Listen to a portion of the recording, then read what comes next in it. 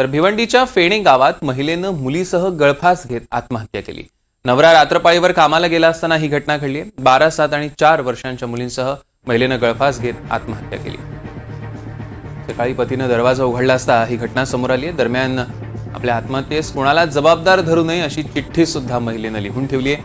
त्या महिलेनं मुलींसह आत्महत्या का आणि कोणत्या कारणाने केली हे मात्र समजू शकले नाही।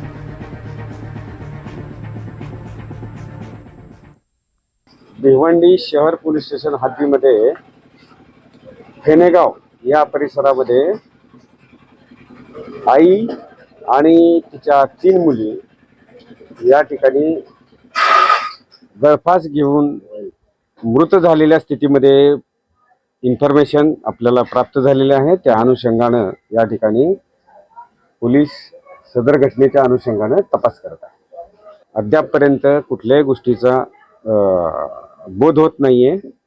तपासांती या गोष्टी आपल्याला शेअर करणार। काही लेटर वगैरे सापडलेला आहे? नाही, या गोष्टी मी तपासांती शेअर करू शकतो।